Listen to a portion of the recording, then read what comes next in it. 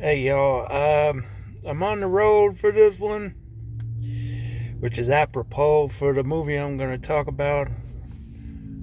Stephen King's Maximum Overdrive from 1986. I saw that. Boy, I'm really finding out that this Fossum really has a nice assortment of movies to pick from if you don't mind commercials. I never did get around to seeing Maximum Overdrive, but I rectified that, so here we go. What a dumb movie. That's pretty much all the people that said that Maximum Overdrive was bad. Okay, here come the spoilers. Stephen King starts out giving himself a cameo where he walks up to a um, bank to pull out some money and he sees, "You're an asshole. Honey, this machine called me an asshole." Apparently, a tail of a comet came over the Earth and woke up all the machines, and all the machines rose up against the humans. Sounds very Terminator-ish, doesn't it? Yeah, but here's the thing.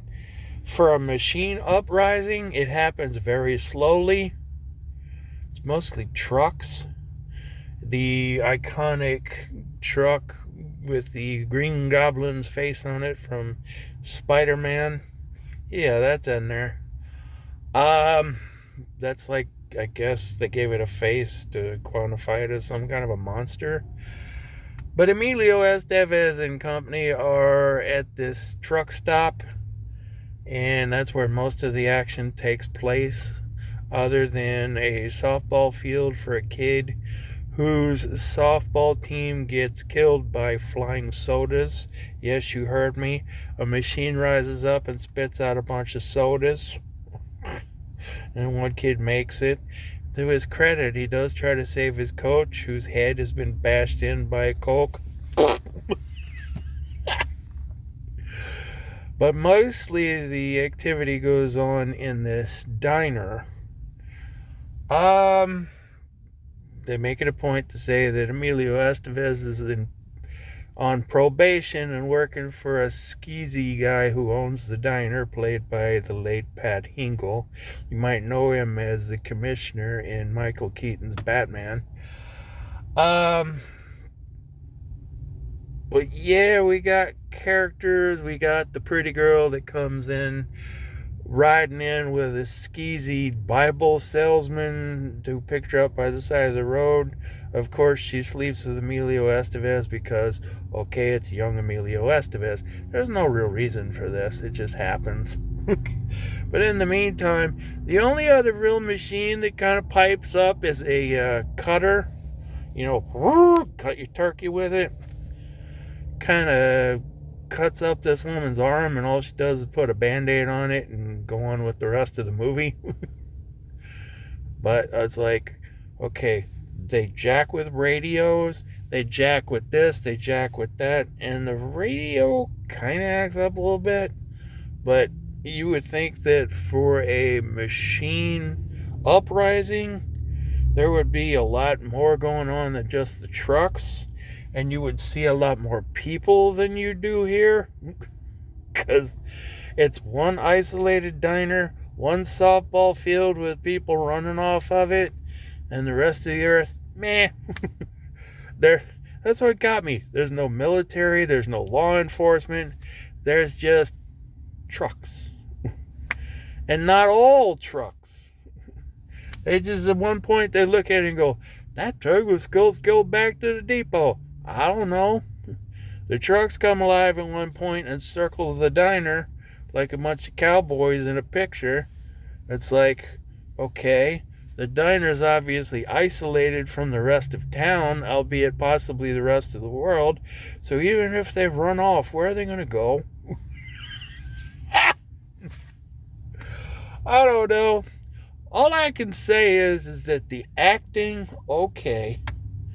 What gets me is, besides Emilio Estevez, Yeardley Smith is in this.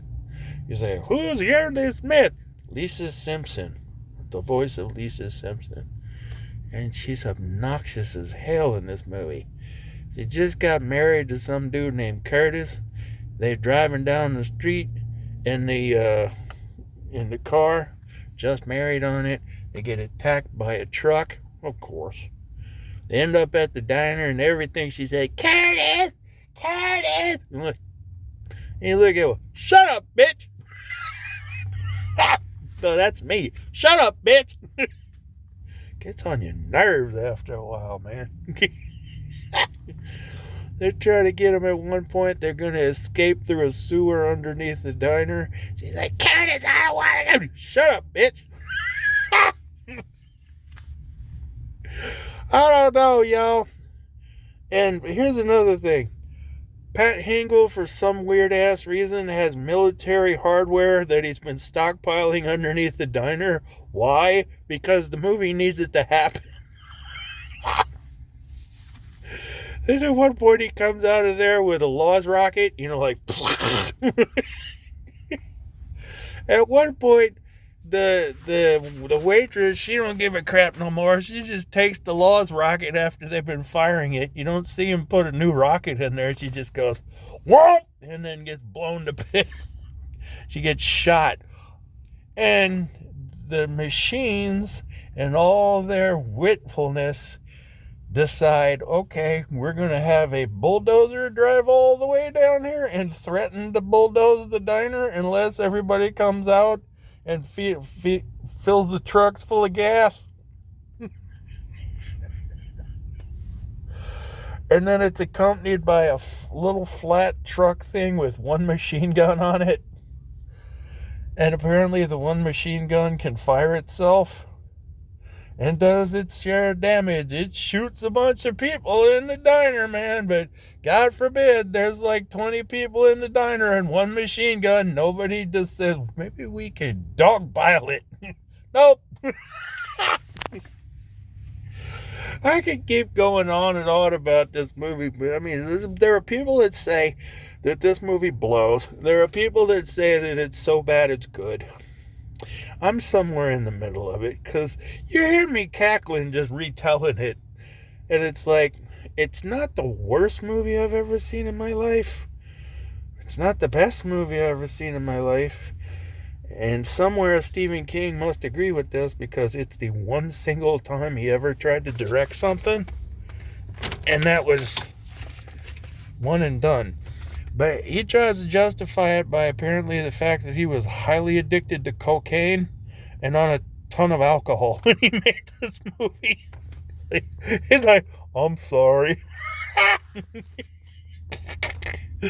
don't know, man. But it's on Fossum. I've talked about Fossum before.